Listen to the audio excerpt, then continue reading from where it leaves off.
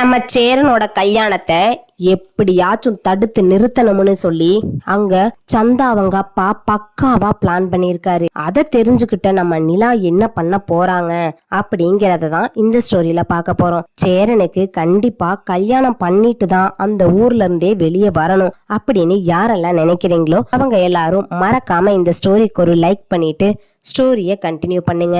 வீட்டுல எல்லாரும் ரொம்பவே சந்தோஷமா இருக்காங்க.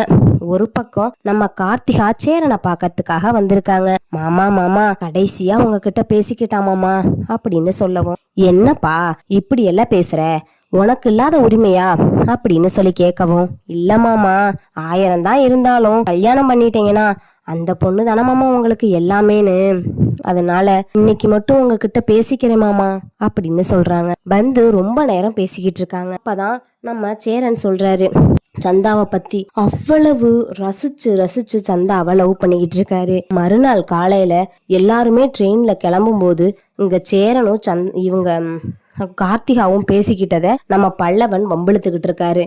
என்னனே அண்ணி வந்தாங்களா பார்த்தாங்களா அப்படின்னு சொல்லி, டேய் கொஞ்சம் கம்மன் இருடா, கார்த்திகாவே சும்மா வந்தா என்ன பாக்குறதுக்கு அப்படின்னு சொல்லிக்கிட்டு இருக்காங்க. அதுக்கப்புறம் அங்க போய் பார்த்தா எல்லாரும் கோவத்துல இருக்காங்க. நம்ம சந்தாவோட மூஞ்சில ஈய கூட ஆடல.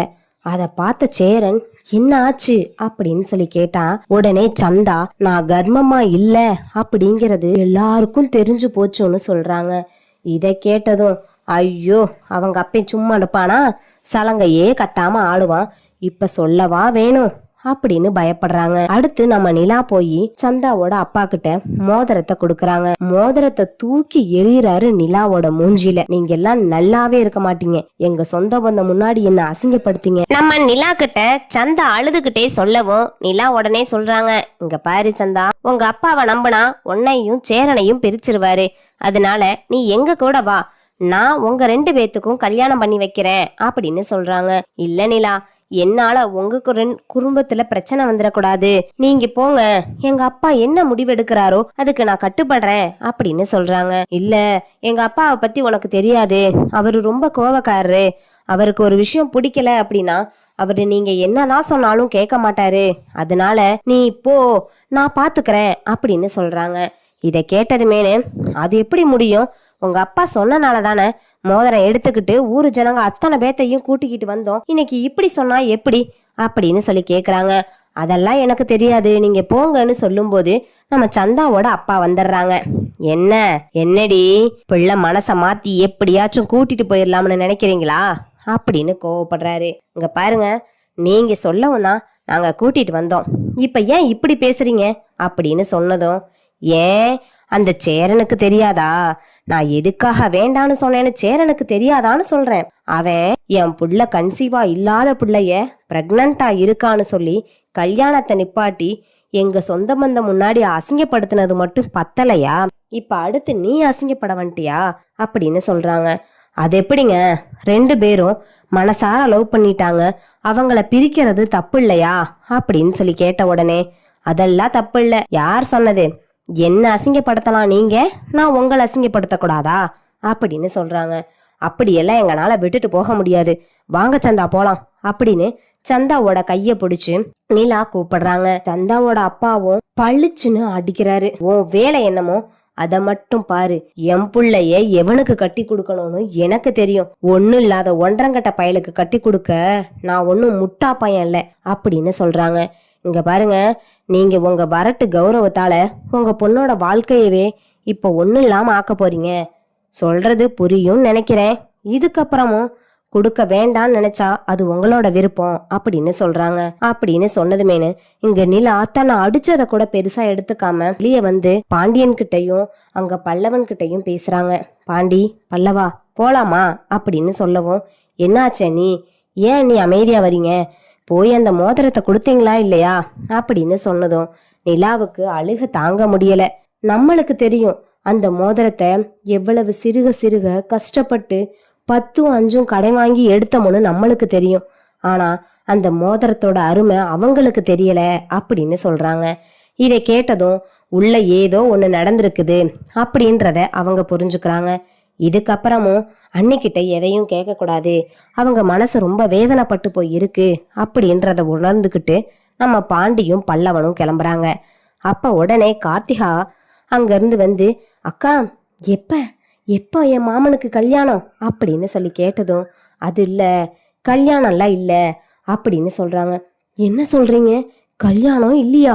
ஆமா, அவங்களுக்கு கல்யாணம் விருப்பம் இல்லையாமா, பொண்ணு கொடுக்கறதுலையும் விருப்பம் இல்லைன்னு சொல்லிட்டாங்க அப்படின்னு சொன்னதுமேனு, சே என் மாமனோட கல்யாணம் எத்தனை தடவை நின்றுச்சு, அதனால என் மாமனை ஊர்ல இருக்க அத்தனை பேரும் அசிங்கமா பேசுவாங்க, கடவுளே என் மாமனுக்கு அந்த பொண்ணை கல்யாணம் பண்ணி வை கடவுளே அப்படின்னு கார்த்திகா வேண்டிக்கிட்டு இருக்காங்க. அப்ப நிலா கேக்குறாங்க, ஏன் கார்த்திகா, உங்க மாமா மேல உண்மையாலுமே உனக்கு அன்பு பாசம் அக்கறை எல்லாமே இருக்கா அப்படின்னு சொல்லி கேட்டதும், பின்ன என் மாமன் மேல எனக்கு இருக்காதா, என் மாமன் சொக்க தங்கம், இந்த ஊர்ல எல்லாருமே இதாதான் இருப்பாங்க, ஆனா என் மாமன் மட்டும் ரொம்ப வெகுளியா இருப்பாரு, அவரை பத்தி யாரு என்ன சொன்னாலும் அதை என்னால தாங்கிக்க முடியாது, என் மாமனை பத்தி நீங்களே சொன்னாலும் அதை நான் காது கொடுத்து கேட்டுக்க மாட்டேன் அப்படின்னு சொல்றாங்க.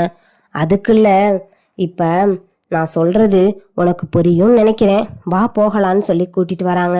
சேரன் சோழன் யாருமேனு நிலா கிட்ட எந்த ஒரு வார்த்தையும் கேட்காம நிலா சொன்னதே வேத வாக்குன்னு எடுத்துக்கிட்டு அவங்க எல்லாரும் கிளம்பி வராங்க. அப்ப பாத்தீங்கன்னா நம்ம நிலா ஒரு கோயில்ல நின்று நம்ம கார்த்திகாவை பார்த்து கேக்குறாங்க, கார்த்திகா நீ சேர மாமாவை கல்யாணம் பண்ணிக்க சம்மதமா அப்படின்னு சொல்லி கேட்டதும் இங்க கார்த்திகாவுக்கு தூக்கி வாரி போடுது. நிலா, என்ன நிலா கேக்குற, தெரிஞ்சுதான் கேக்குறியா இல்ல தெரியாம? நான் தெரியாம கேட்பனா, நீதான் சேரனை ரொம்ப விரும்பின, அப்படி இருக்கும்போது உன்கிட்ட கேட்காம இந்த பொண்ணை நாங்க டிசைட் பண்ணோம், இப்ப கடவுளேன்னு அந்த அவங்க அப்பா கொடுக்க மாட்டேன்ட்டாரு, உனக்கு தான் சேர மாமான்னு எழுதியிருக்குது, அதனாலதான் நீயும் கல்யாணம் பண்ணிட்டு உன் வாழ்க்கையும் பாதியோட வந்துட்ட, அதான் உன்கிட்ட கேக்குறேன், உனக்கு விருப்பமா விருப்பம் இல்லையா அப்படின்னு சொல்லி கேக்குறாங்க. அது நான் எனக்கு விருப்பம்தான், ஆனாலும் மாமா சந்தா மேல உசுரையே வச்சிருக்காரு, அவர் உசுரை வச்சிருக்காரு தான், அதுக்காக நம்ம அவருக்கேத்த மாதிரி போக முடியுமா அப்படின்னு சொல்லி பேசிக்கிட்டு இருக்காங்க. அடுத்து சேரனை கேக்குறாங்க, இங்க பாருங்களே, எல்லாருமே நம்ம இப்ப கல்யாணம்னு சொல்லிட்டு வந்து அங்க கல்யாணம் பண்ணாம போனா எத்தனை பேரு அசிங்கமா பேசுவாங்க அப்படின்னு சொன்னதும் உடனே கஸ்தூரி இதுதான் சாக்குன்னு, ஆமா மாப்பிள்ள, அத்தை நான் சொல்றேன் புரிஞ்சுக்கப்பா, உன் கல்யாணம் ஏற்கனவே பல முறை நின்றுச்சு, இப்ப மறுபடியும் நின்னா இந்த குடும்பத்துக்கு ராசி கட்ட குடும்பம்னு பேரு வேற வந்துரும்பா, சொன்னா கேளுப்பா, அத்தை நான் பாத்துக்கிறேன், நீ கல்யாணம் பண்ணிக்கப்பா அப்படின்னு சொல்றாங்க. அத்தை அது கார்த்திகா, இங்க பாரு கார்த்திகா, நீ மாமனை கல்யாணம் பண்ணிக்க சம்மதமா, மாமனுக்கு உன்னை கல்யாணம் பண்ணிக்க சம்மதம் அப்படின்னு சொல்றாங்க. அதுக்கப்புறம் ஒரு கோயில்ல போய் 2 பேரையும் நிக்க வச்சு கட்டின துணியோட ஒரு மஞ்சக்கிழங்கை எடுத்து கையில கொடுத்து கழுத்துல கட்ட சொல்றாங்க. கட்டி முடிச்சதுக்கு அப்புறம் இவன் தான் கடைசி வரைக்கும் உனக்கு அந்த கல்லு வச்ச மோதிரத்தை தூக்கி என் மூஞ்சில வீசினாங்க, இந்தா இதையாச்சும் போட்டு விடுங்க அப்படின்னு சேரன் கிட்ட கொடுக்குறாங்க. சேரன் தன்னை வெறுத்துக்கிட்டு தனக்குன்னு இருக்கிறது இவ ஒருத்தி தான், ஃபர்ஸ்டே இவ தான் நம்மளை கட்டிக்கன்னு சொன்னா, நம்ம தான் கட்டாம இருந்தோம், இப்ப இந்த அளவுக்கு நம்மளுக்கு நடந்திருக்குன்னு நான் சத்தியமா நினைச்சு கூட பார்க்கலன்னு ரொம்பவே ஃபீல் பண்றாங்க. யாரு என்ன சொன்னாலும் சரி, அதெல்லாம் நம்மளுக்கு தேவை கிடையாது அப்படின்னு சொல்லிட்டு நம்ம சோழன் பாத்தீங்கன்னா ரொம்ப ஃபீல் பண்றாரு. அடுத்து நம்ம சேரன் கல்யாணம் பண்ணிட்டு 2 பேரும் வீட்டுக்கு போறாங்க. அங்க போனா ஊர்ல இருக்க அத்தனை பேரும் ரொம்பவே அதிர்ச்சி அடைகிறாங்க. ஃபர்ஸ்ட் என்ன சொன்னாங்க, சந்தான்ற ஒரு பொண்ணு பீகார்ல இருக்கா, அவளைத்தான் கல்யாணம் பண்ணணும்னு சொன்னாங்க. இப்ப என்ன, நம்ம கார்த்திகாவை கல்யாணம் பண்ணிட்டு வந்திருக்காங்க அப்படின்னு ஊர்ல உலகத்துல உள்ளவங்க எல்லாரும் அரசு குறைசலா பேச ஆரம்பிச்சிட்டாங்க. இதை கேட்டதுமேன்ட்டு இங்க நிலா சொல்றாங்க, இங்க பாருங்க, இவங்க தான் இனிமே நம்ம வீட்டோட அண்ணி, யாரு என்ன சொன்னாலும் நீங்க எதையும் கண்டுக்காதீங்க, நான் போய் ஆராத்தி எடுத்துட்டு வரேன்னு நிலா உள்ள போய் ஆராத்தி தட்டெல்லாம் கரைச்சிட்டு வராங்க. வரங்குள்ளாட்டி எங்க அக்கம் பக்கத்துல உள்ளவங்க, ஐயோ அப்பா, இவளுக்கு தான் மனசு வேணாமா, ஏற்கனவே கல்யாணம் ஆகி அங்க வாழாதமா வந்தவ தானே, இவளோட நேரமோ என்னமோ முதல்லையே இவளை கல்யாணம் பண்ணணும்னு சொன்னாங்க, எப்படியோ பண்ணல. இப்ப என்னடானா மறுபடியும் இவளையே பண்ணி வச்சு இப்ப சேரனோட வாழ்க்கையை கெடுத்துட்டாங்க. அவன் என்ன பாவம் செஞ்சானோ, சுத்தி சுத்தி அவளையே வந்து கட்டுற மாதிரி ஆயிடுச்சு.